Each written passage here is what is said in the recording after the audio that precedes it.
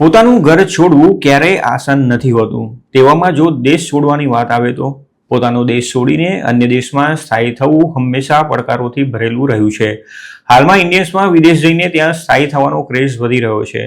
Indian citizenship છોડીને અન્ય દેશની સિટીઝનશીપ લેનારા ઇન્ડિયન્સની સંખ્યા સતત વધી રહી છે। હાલમાં સોશિયલ મીડિયા પર એક વિડીયો વાયરલ થયો છે, જેમાં એક ઇન્ડિયને પોતાને ન્યુઝીલેન્ડની નાગરિકતા મળવાની જે અંદાજમાં ઉજવણી કરી હતી તે જોઈને સોશિયલ મીડિયા પર મોટી ડિબેટ શરૂ થઈ ગઈ છે। હકીકતમાં ઇન્ડિયન યુવકે ન્યુઝીલેન્ડની સિટીઝનશીપ મળતા ઇન્ડિયા લખેલી ટી શર્ટ ઉતારી દીધી હતી અને ઉજવણી કરી હતી। ઉલ્લેખનીય છે કે રાજ્યસભામાં ઓગસ્ટ 2024માં સરકારે જાહેર કરેલા આંકડા મુજબ વર્ષ 2023માં 2,16,000થી વધુ ઇન્ડિયન્સ તેમની નાગરિકતા છોડીને વિદેશમાં સ્થાયી થઈ ગયા છે। હજુ પણ ઘણા ભારતીયો વિદેશ જવાની તૈયારીમાં છે અને ત્યાં જ સેટલ થવા માંગે છે।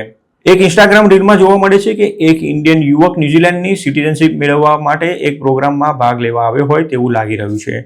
તે સ્ટેજ પર આવે છે ત્યારે તેણે બ્લુ કલરની ટી શર્ટ પહેરી હોય છે અને તેના પર અંગ્રેજીમાં ઇન્ડિયા લખવામાં આવ્યું છે। તે ડાન્સ કરતો કરતો સ્ટેજ પર આવે છે અને પોતે જે ટી શર્ટ પહેરી છે તે દેખાડે છે અને તે પણ દેખાડે છે કે તેના પર ઇન્ડિયા લખેલું છે।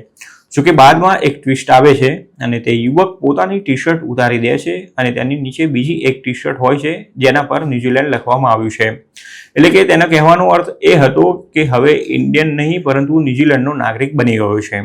તેને ન્યુઝીલેન્ડની સિટીઝનશીપ મળવા બદલ જે રીતે સેલિબ્રેશન કર્યું હતું તેના કારણે અધિકારીઓ પણ ખુશ થઈ ગયા હતા। આ વિડીયોને 2 મિલિયનથી વધારે વ્યૂઝ મળ્યા છે, પરંતુ તેણે જે રીતે સેલિબ્રેશન કર્યું છે તેને લઈને મિશ્ર પ્રતિક્રિયાઓ સામે આવી રહી છે। ખાસ કરીને ઇન્ડિયન ઇન્સ્ટાગ્રામ યુઝર્સને આ વાત વધારે પસંદ આવી હોય તેવું લાગી રહ્યું નથી। 10 વર્ષ પહેલા આવું જોવા મળ્યું હોત તો કદાચ મને આશ્ચર્ય થયું હોત, પરંતુ અત્યારે હું તેની ખુશી સમજી શકું છું, તેમ એક યુઝરે લખ્યું હતું। જ્યારે અન્ય એક યુઝરે પણ પોતાની અકળામણ વ્યક્ત કરતા કમેન્ટ કરી હતી કે તે ઇન્ડિયામાં આર્કિટેક્ટનું કામ કરતો હતો, પરંતુ તેને દરરોજ ભ્રષ્ટાચારનો સામનો કરવો પડતો હતો, જેના કારણે તેને ઇન્ડિયા છોડી દેવાનો નિર્ણય કર્યો હતો। જ્યારે એક યુઝરે તો મજાકમાં અને કટાક્ષમાં કમેન્ટ કરી હતી કે ભારતમાં સૌથી મોટી સિદ્ધિ ભારત છોડવાની છે।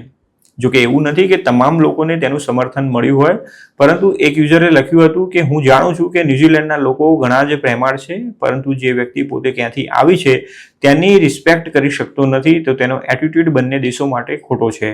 બંને દેશોનું સન્માન કરવું જોઈએ। જ્યારે એક યુઝરે કમેન્ટ કરી હતી કે કોઈ મને કહો કે ભારત છોડ્યા બાદ તે ક્યારેય ભારતીય ઉત્સવો ઉજવવાનું બંધ નહીં કરે। તે કદાચ ભારત છોડી શકે છે, પરંતુ હંમેશા ભારતીય જ રહેશે। જોકે રસપ્રદ વાત એ છે કે જેટલા ઇન્ડિયન્સ પણ ન્યુઝીલેન્ડ શિફ્ટ થયા છે તેમાંથી બધા લોકો આ યુવક જેટલા ઉત્સાહિત નથી।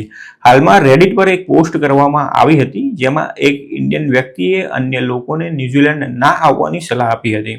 તેણે ન્યુઝીલેન્ડને એકલો અટુલો દેશ ગણાવ્યો હતો। તેણે કહ્યું હતું કે ન્યુઝીલેન્ડ ભૌગોલિક રીતે એક આઇસોલેટેડ દેશ છે।